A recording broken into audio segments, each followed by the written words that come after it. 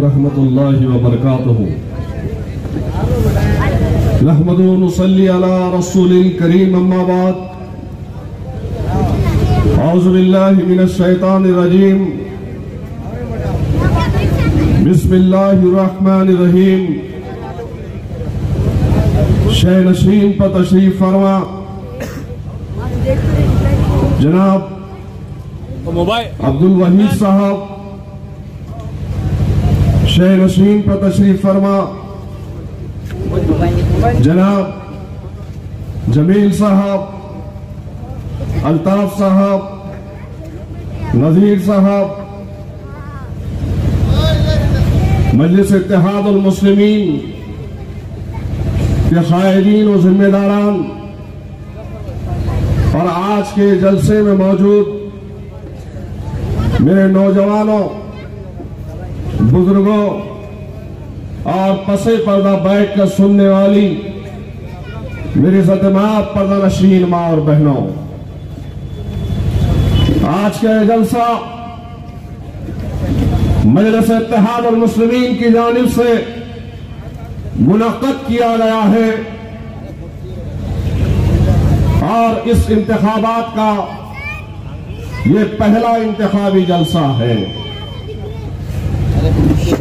इसके बाद भी और जलसे होंगे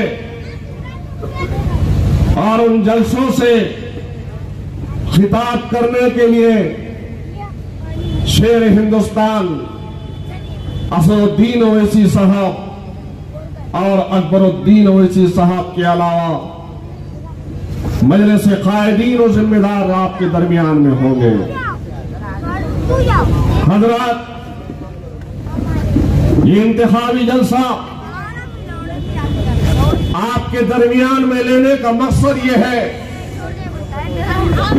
चूंकि वक्त सिर्फ और सिर्फ तशहीरी मुहिम का एक 13 दिनों का वक्फा है और इन 13 दिनों के वक्फे में आपके दरमियान में कई जमातें और उन जमातों के उम्मीदवार तशहीरी मुहिम में हिस्सा लेते हुए आपके दरमियान आएंगे और आपसे अपना कीमती वोट का मुतालबा करेंगे। एक तरफ तो बीजेपी जैसी फिरका पर जमात है तो उसका अपना उम्मीदवार है जो शिंदे की जानिब से खड़ा हुआ है, तो दूसरी जानिब जिसको आप या दुनिया समझती है या फिर हिंदुस्तान का मुसलमान सेकुलर समझता है, उस जमात का भी उम्मीदवार आपके दरमियान में दक्षिण में साउथ में है।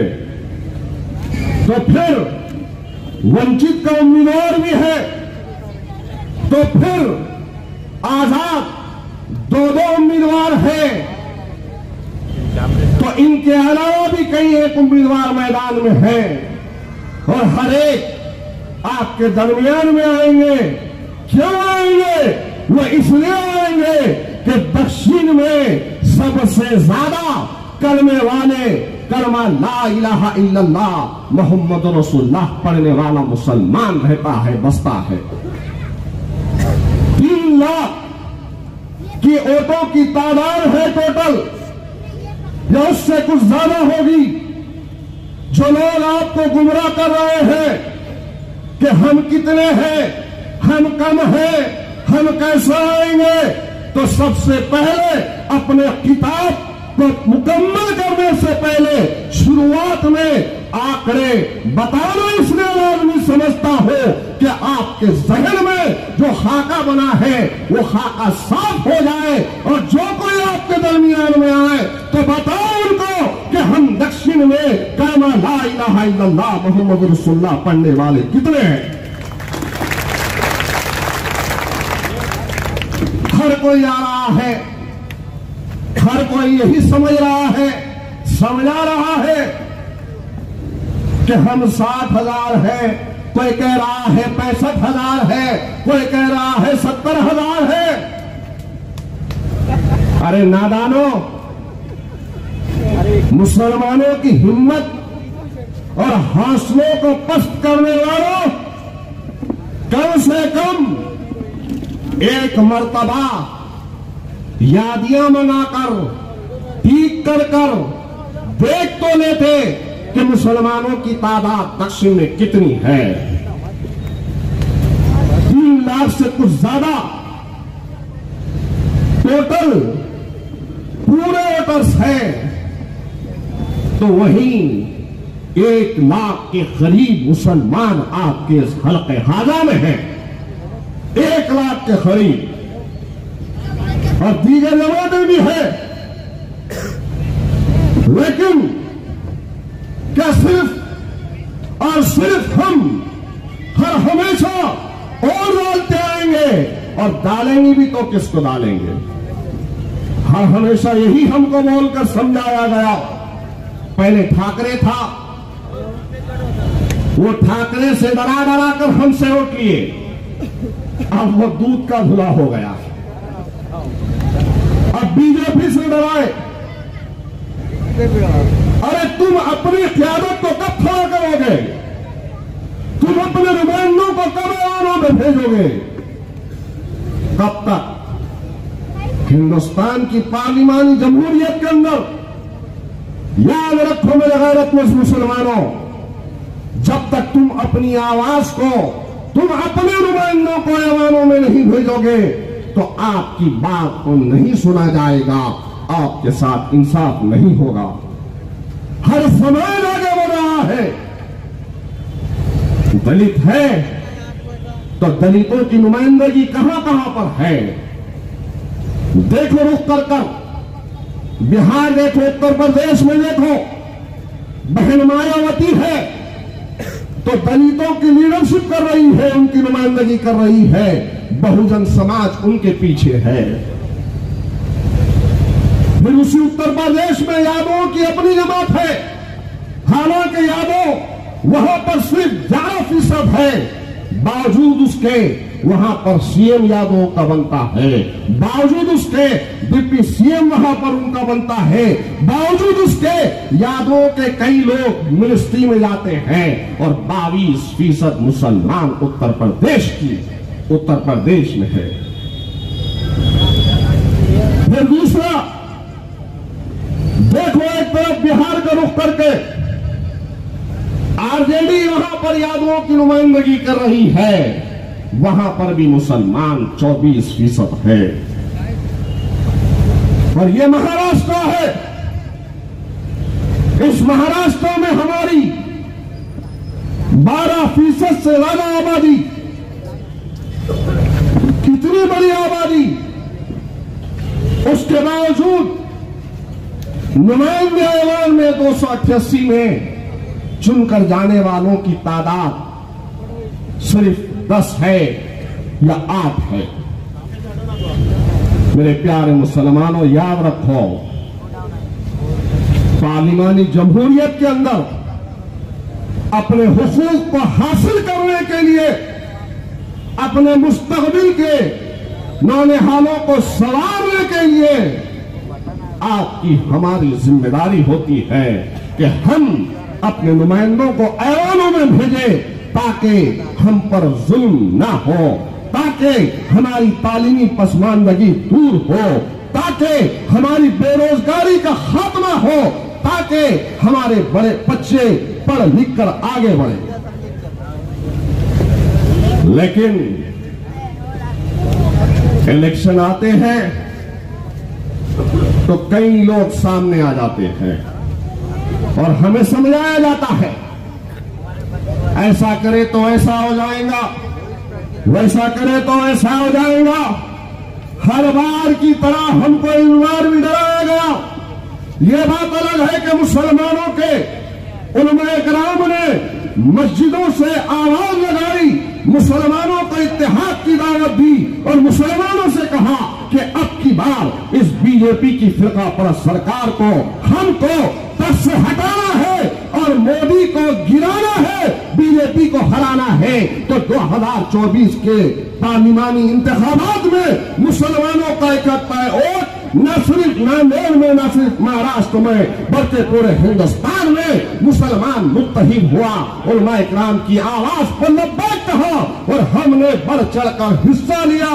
तो मालूम है जहां पर आप रहते हो बसते हो, इसी पार्लिमानी हल्के से मुसलमानों के पोलिंग परसेंटेज का तनासुब 75% वोटिंग का परसेंटेज का तनासुब था उत्तर और दक्षिण में, और इसी वजह से वसंतराव जीता था। लेकिन उसके बाद क्या हुआ? उसके बाद ज्ञानवापी हुई। ठीक है, अलग बात है कि वो अलग रियासत थी, लेकिन विशालगढ़ पर क्यों नहीं बोले? रामगिरी पर क्यों नहीं बोलते? राणा इतना चीखता है, चिल्लाता है, मुसलमानों के खिलाफ में बोलता है, क्यों नहीं बोलते? और आज भी मुझे याद है कि कुल जमाती तहरीक के जरिए से धरना दिया गया, उस धरने में सब आए, और जो आज अन्ना तुम्हारे सामने ओटों की भीख मांगने आ रहा है ना, तो रसूलुल्लाह सल्लल्लाहु अलैहि वसल्लम की शान रिसालत में धरने पर बैठे उन नौजवानों ने कहा था आइए और आकर इनका समर्थन कीजिए, साथ दीजिए। तो अन्ना ने कहा कि नहीं, मैं नहीं आ सकता, मेरा समाज नाराज हो जाएगा।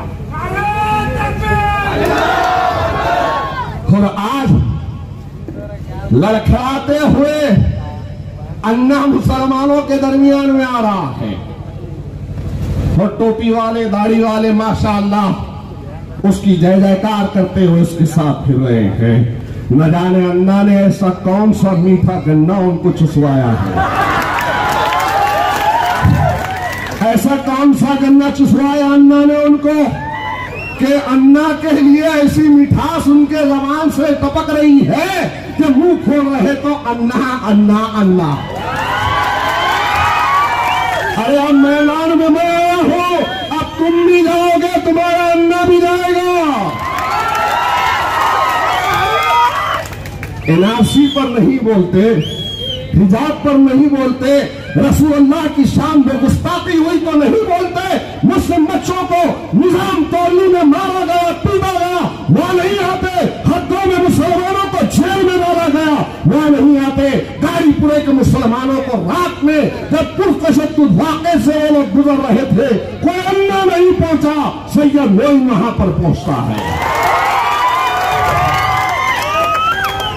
अरे अन्ना और अन्ना के गुलामों सुनो, अब की बार तो इंशाअल्लाह ताला नांदेड़ के मुसलमानों ने पिछले 4 दिनों में यह टेलर दिखाया है। 4 दिनों में माशाअल्लाह। अरे ये क्या हो गया? ऐसा कैसे अचानक हो गया? मोइन क्यों खड़ा गया?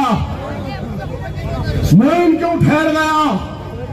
अरे हम तो 15 दिन से 20 दिन से मेहनत कर रहे थे। अरे दीवानों, 15 दिन 20 दिन की मेहनत में इतना चिल्ला रहे हो? इतना? अरे 15-20 साल से न रात देखा हूं, न दिन देखा हूं, न सुबह देखा हूं, न शाम देखा हूं।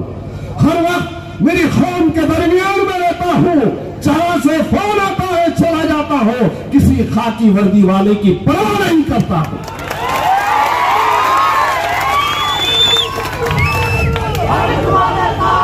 अरे अजीब इलेक्शन, बोले ऐसा कैसा कोई सवाल है?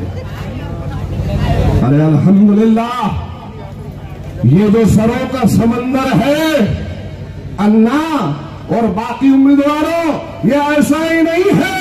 अल्लाह ने इनके दिलों में मोहब्बत डाली है, क्योंकि सैयद मोइन ने मुसलमानों की खिदमत को अंजाम देकर उनके दिलों में अपनी जगह बनाई है। क्या इलेक्शन को इलेक्शन में आपके दरमियान में आता हूं? इलेक्शन को इलेक्शन आता हूं क्या? 5 साल में सिर्फ एक मरतबा आपके पास आता हूं? बारिश की वजह से ये पूरे इलाके में पानी भर गया था। उनको उनके घरों से निकाल कर दूसरी तरफ शिफ्ट करने के बाद में उनको उनके मुकाम पर मैं अत्थर हमारा गुड्डू, सोहेल, ये पूरी टीम मल्लू वगैरह ने वहां पर जाकर खाने को तकसीम किया, तो रातों को तकसीम किया, उनके घरों के सामान को निकाला और पीठ पे उठा कर लाकर मदरसों पे हमने रखा। लॉकडाउन में आपके दरमियान में कौन था? 700 से ज्यादा 2500 की एक एक किट को हमने तकसीम किया, तो वही 1000 2000 नहीं बल्कि 3300 से ज्यादा 500 की किट को वहां पर हमने तकसीम किया। लॉकडाउन में अद्वियात की तकसीम को हमने किया, एक एक घर पर जाकर किया। तो वही लॉकडाउन में गैस को पहुंचाने का काम हमने किया।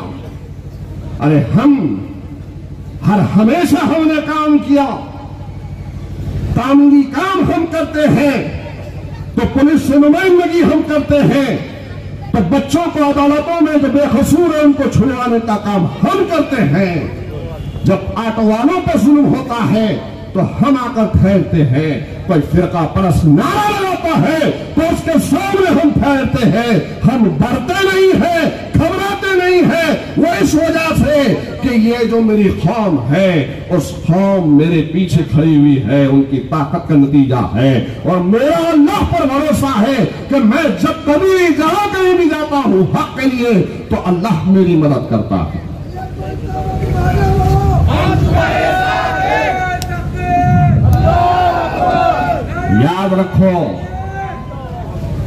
याद रखो मेरे नौजवानों, मजलिस इत्तेहाद अल मुस्लिमीन सिर्फ और सिर्फ इलेक्शन में आकर झूठे ख्वाबों की ताबीर बताकर आपके सामने आपके वोटों को हासिल नहीं करती है। मेरी अपनी जिंदगी भी आपके सामने है, तो दीगर उम्मीदवारों की जिंदगी भी आपके सामने है।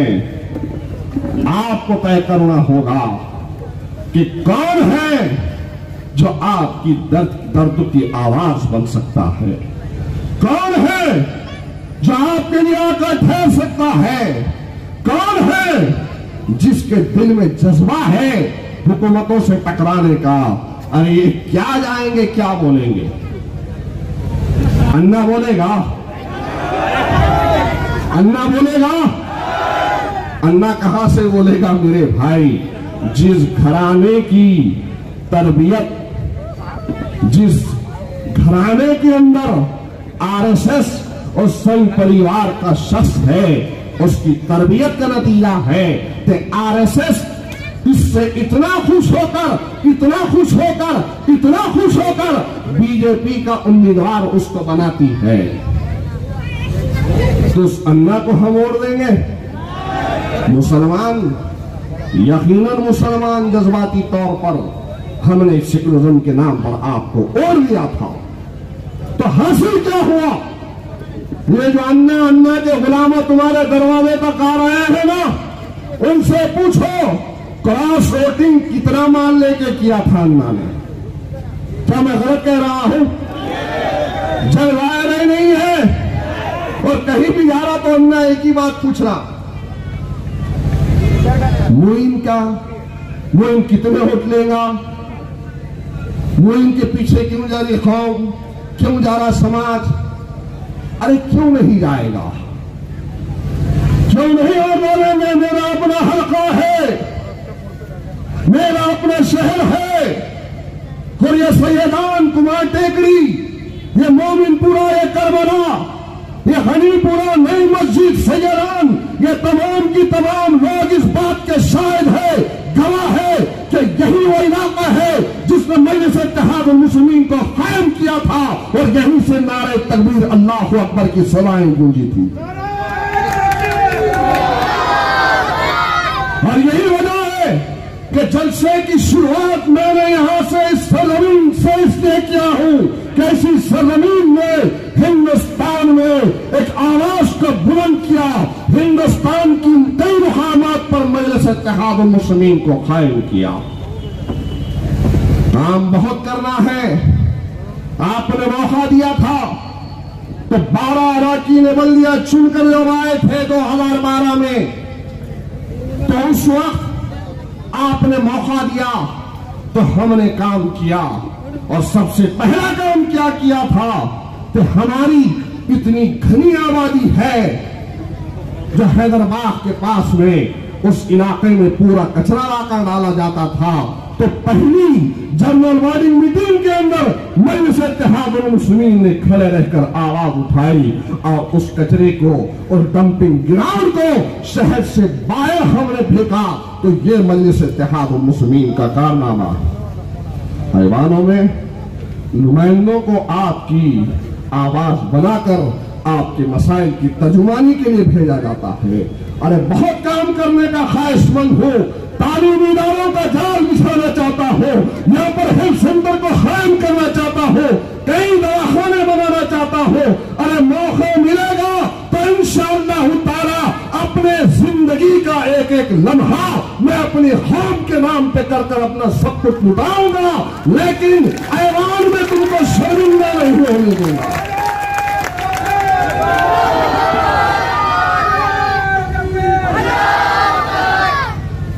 रानी बोलता है तो कोई नहीं बोलता, रामगिरी बोलता है तो कोई नहीं बोलता।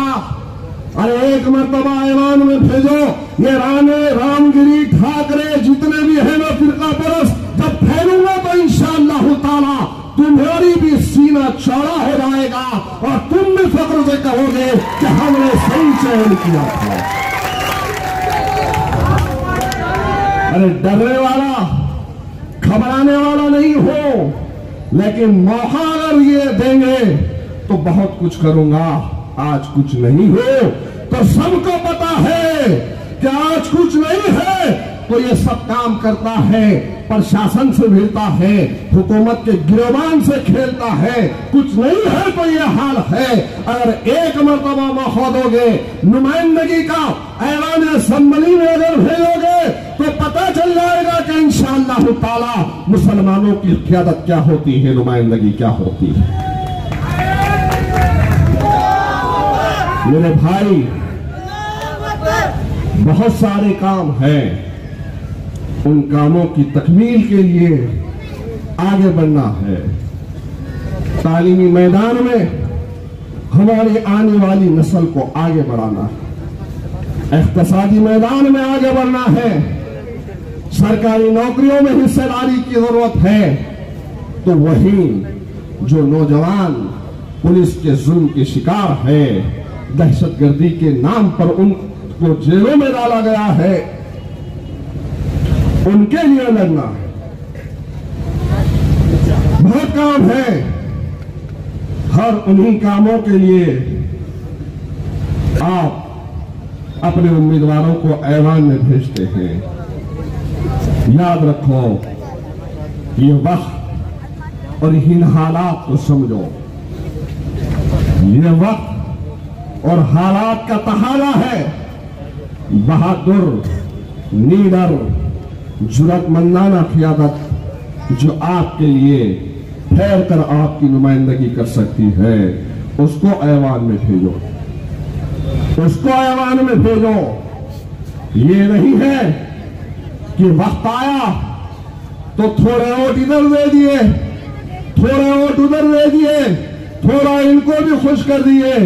नहीं मेरे प्यारे मुसलमानों, ये तुम्हारे वोट शिरनी की तरह अगर तकसीम हो जाएंगे तो याद रखो, ये जो लोग हैं जो आप पर हमलावर होने के लिए तैयार हैं, जो आपको खत्म हो करना चाहते हैं, इन्हें फिर से मौका न दो।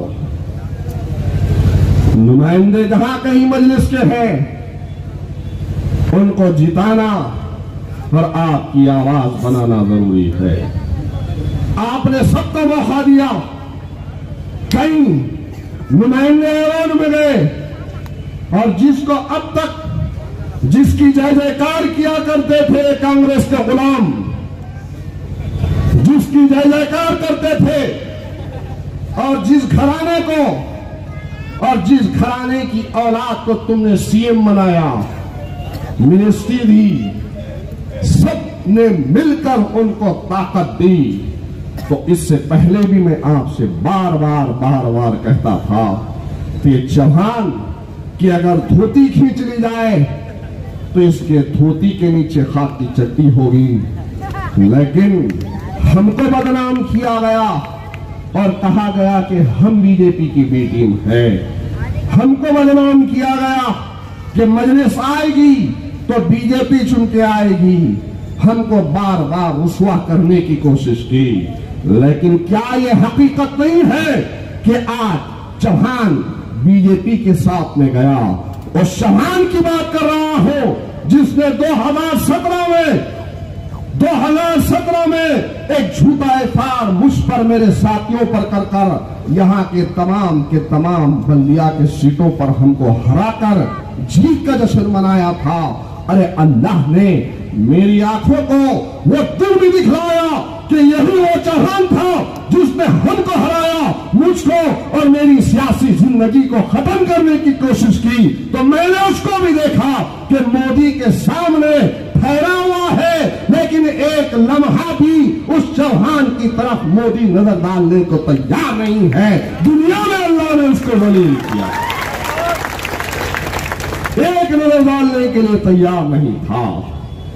2008 से 12 आपको समझा रहा था कि समझो चौहान का खेल क्या है, समझो अनपढ़ जाहिलों को आगे बढ़ाकर उनके ऊपर लीडरशिप करता है।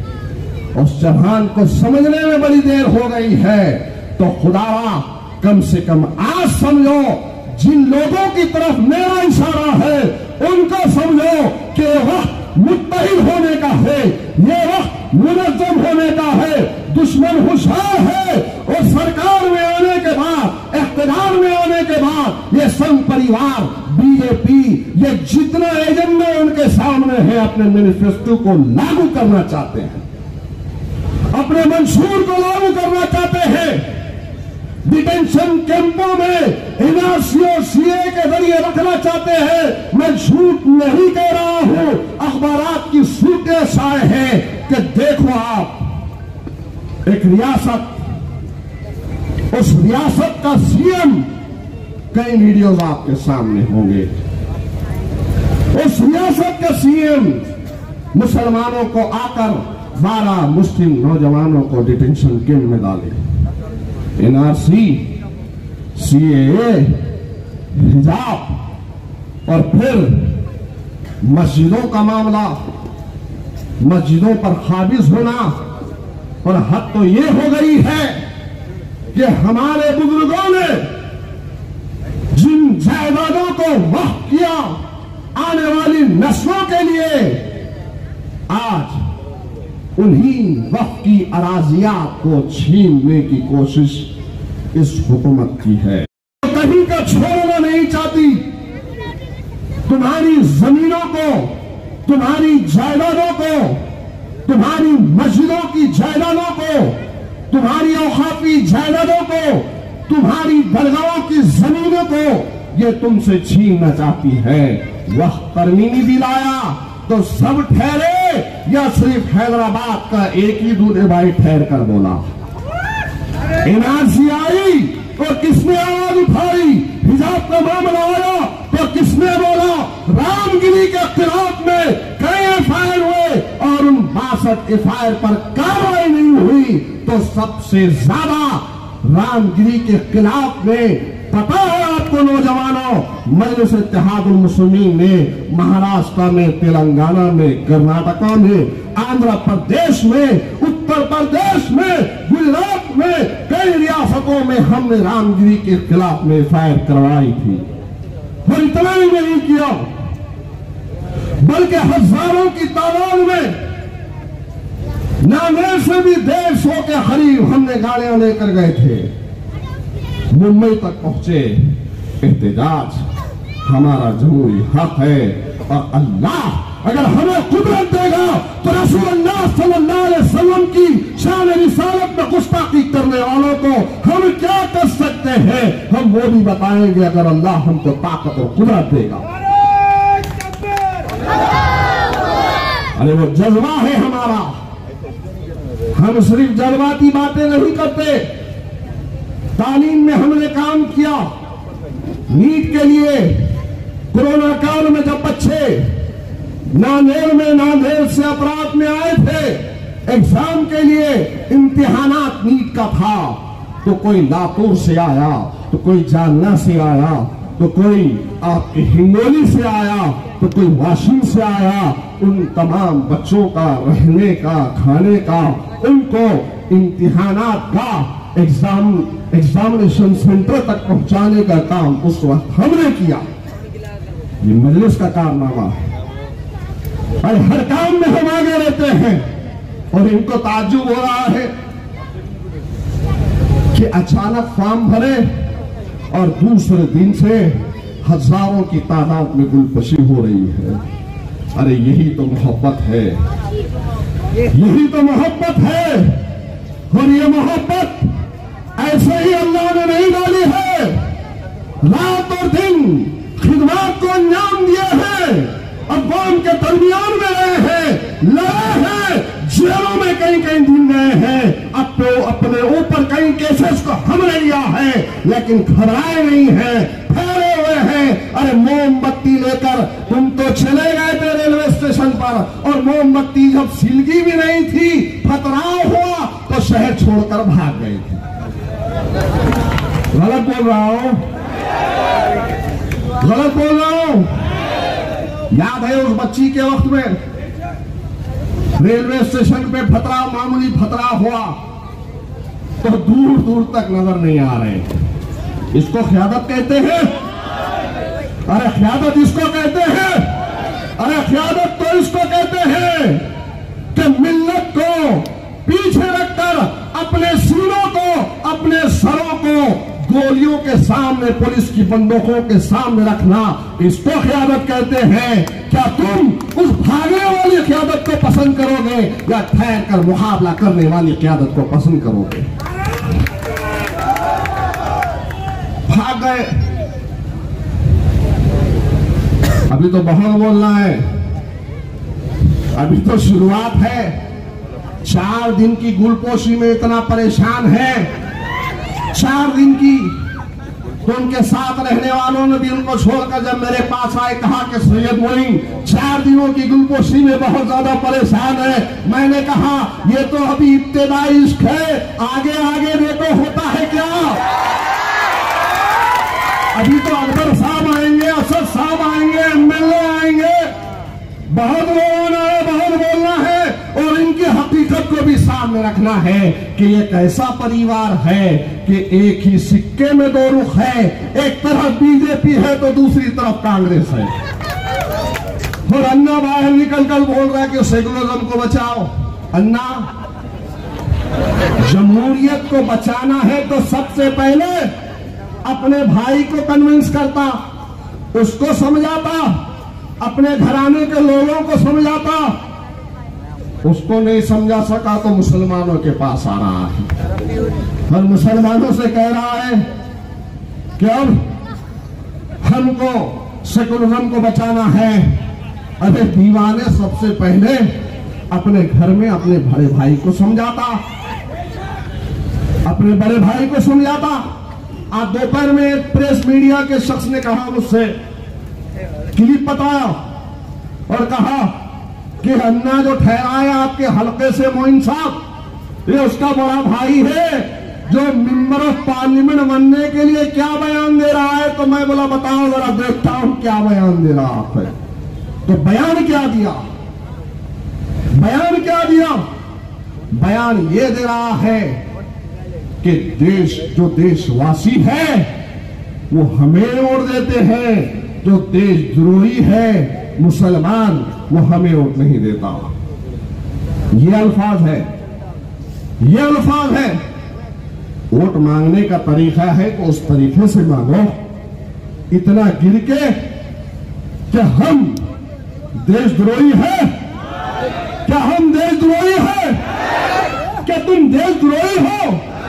अरे हमने इस मुल्क को संवारा है, हमने इस मुल्क को सजाया है, हमने तुमको पहनने ओढ़ने की तहजीब दी है, हमने तुमको तशक्कुस दिया है, हमने तुमको खाने पीने की तमीज दी है। अरे तुम तो थे जो पत्ते बांध कर फिरा करते थे। खाने की तमीज थी ना पीने की तमीज थी। हकीकत है, अगर कोई मेरी बात को कुछ और समझता है तो समझो मुझे किसी की परवाह नहीं है। हकीकत को बयान कर रहा हूं। इस मुल्क में तहजीब हमने दी, तमद्दुन हमने दिया, इल्म हमने दिया, सियासत हमने दी, और इससे बढ़कर आगे कहता हूं कि इस मुल्क के बानी हम हैं। इस मुल्क को हमने आजाद कराया। वही हमारे उलमाए किराम थे जिन्होंने दिल्ली से लेकर आजाद कश्मीर, जिसने दिल्ली से लेकर मौजूदा पाकिस्तान तक, जिन्होंने दिल्ली से लेकर मीरत तक, जिन्होंने दिल्ली से लेकर मलियानाबाद तक अपने जानों की अजीम कुर्बानी देकर इस मुल्क को आजाद करवाया, वो हम मुसलमान थे। हम मुसलमान थे। हमने इस मुल्क के लिए बहुत कुछ किया, लेकिन आज हमारा यह हाल है कि सबसे ज्यादा इस मुल्क के अंदर गुर्बत के शिकार हम हैं। सबसे ज्यादा जेलों में हम हैं। सबसे ज्यादा मजहब के नाम पर हमको मारा जाता है। सबसे ज्यादा तालीमी पसमानदगी हमारी अपनी बरादरी के अंदर, समाज के अंदर है। और ये मैं नहीं कह रहा हूं, बल्कि सच्चर कमेटी की सिफारिशात है। ये मैं नहीं कहता हूं अपनी जबान से, बल्कि दलाइल की रोशनी में कह रहा हूं। आप मिश्रा पढ़ो कमीशन को, पढ़ो महमूदुर रहमान कमेटी को, उसमें सब कुछ शाया हो चुका है कि उस मुल्क के अंदर सबसे ज्यादा पिछड़ा हुआ अगर कोई समाज है तो मुसलमान है। क्या गुनाह किया था? इस मुल्क को सजाने में, संवारने में, बनाने में हमारा अहम किरदार था। लेकिन आज क्या हाल हो गया? क्या हाल हो गया? आज ये हाल है हमारा। क्या सबसे पीछे हम हैं तो उसके जिम्मेदार कौन? बरसों से सेकुलरिज्म के नाम पर हमने ओढ़ दिया। मेरे प्यारे मुसलमानों, बहुत कुछ हमने देख लिया। आज लुटती हुई, पिटती हुई लाशों को हमने देखा, उजड़ते हुए बुलडोजरों से तिजारत गाहों को खत्म होते हुए तुम्हारी अपनी आंखों में देखा। तो इज्जतें महफूज नहीं है, इफ्फतें महफूज नहीं है। आज मजहब पर हमारे हमला हो रहा है, तो आज कोई भी बयान दे देता है कि फला मस्जिद में फला लिंक है, ये हमारे बाप दादाओं की जागीर थी। तो आज जिसके दिल में जो आता करता है, हक तो ये है कि हमारे सामने आकर हमारी बस्तियों में ठहर कर नारे लगाते हैं, पत्थर फेंकते हैं, घरों पे छोड़कर सब हलाली परचम को खींचकर झंडे भगवे लगाते हैं। और मुसलमान अगर उन्हें रोकने की कोशिश करता है तो इनकाउंटर कर देते हैं। ये हाल है, ये कानून है, ये सब कुछ हो रहा है।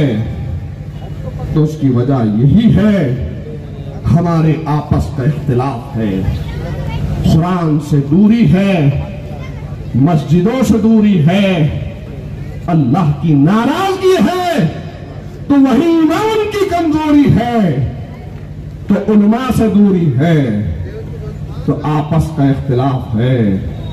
आपसी इख्तिलाफात को बाजू रखो, बालाए ताक रखो, मुत्तहिद हो जाओ, मुनज़्ज़म हो जाओ। और जो लोग कह रहे हैं कि हम अक़लियत में हैं, तो उठा के देखो तारीख को, हर हमेशा अक़लियत ही अक्सरियत पर गालिब रही है। हमको भी गालिब होना है, लेकिन इत्तेहाद के जरिए से। आपके पास डॉक्टर भीमराव अंबेडकर ने जो हथियार संविधान के जरिए से दिया है, वो हथियार आपके वोटों की ताकत है। खुदारा इस ताकत को जाया ना करो, खुदारा इस ताकत को जाया ना करो। तमाम रियासतों का अपने जहन में खाका बनाओ। उत्तर प्रदेश हो कि बिहार हो कि गुजरात हो या महाराष्ट्र हो या तमिलनाडु हो या आंध्र प्रदेश हो या तेलंगाना हो या कर्नाटका हो, सबका खाका अपने जहन में लाओ और बताओ ये बात कि कहां का मुसलमान गैरतमंद है, हमियत और इज्जत के साथ जीता है, सुरखरू के साथ जीता है। आज कहां का वो रियासत का मुसलमान है जो तालीम में सबसे आगे है? आज कौन सा मुसलमान है जिसके साथ में नाइंसाफी नहीं होती है? आज कहां का वो करने वाला मुसलमान है जो हर शोबे में आगे बढ़ रहा है? आज कौन सा मुसलमान है कि पुलिस की हिम्मत नहीं होती है कि उसको इनकाउंटर के नाम पर मार दे? आज कौन सा मुसलमान है, कौन सी रियासत का है? तो पता चलेगा वो रियासत का मुसलमान हैदराबाद का मुसलमान है। न जहां पर बुलडोजर चलता है, न पुलिस की गोली चलती है, न जेल में डाला जाता है, न तालीमी पसमानदगी है, न गुर्बत है, रिजर्वेशन है, सब कुछ है। तो इसकी वजह है कि ईमानदार दियानतदार वहां पर क़यादत है। आपकी अपनी जमात है, आपकी अपनी जमात है। वो वजह यह है कि आज अल्हम्दुलिल्लाह वहां पर हुकूमत से लड़कर सरकारी नौकरियों में हिस्सेदारी, तालीम में आप आगे हैं, नौकरियों में आप आगे हैं, हर शोबे में आपको समझा जाता है, हर शोबे में आपको गिना जाता है। क्यों? कि वहां के मुसलमानों ने मुत्तहिदा तौर पर मजलिस इत्तेहादुल मुस्लिमीन को अपनी जमात बनाया। तो साथ दोगे ना इंशाअल्लाह ताला? मजलिस का साथ दोगे ना? 20 तारीख का दिन, 20 तारीख का दिन यहां की फिजा में सिर्फ पतंग को लहराना है। और ये दो औले जोले भाई है, संतुकराव और मोहन राव। एक कांग्रेस का है तो एक बीजेपी का है। दोनों में फर्क है, दोनों में फर्क है। औले जोले भाई एक ही सूरत के हैं, नाम अलग अलग रख दिए। तो इन औले जोलों को कहां भेजना है? कहां भेजना है? कहां भेजना है? कहां पे? विष्णुपुरी में भेजना है। कहां पे भेजना है? और फिर पतंग को उड़ाना है। कितने नंबर पर है पतंग? नंबर याद है ना? नंबर याद है ना? अल्हम्दुलिल्लाह आज ही नंबर मिला और आज ही अवाम को याद है कि 8 नंबर पर पतंग है। क्या उड़ाओगे? तो जोर से एक मरतबा बोलो, नारे तकबीर, नारे तकबीर, नारे तकबीर। खुदा हाफिज, शुक्रिया। बढ़िया।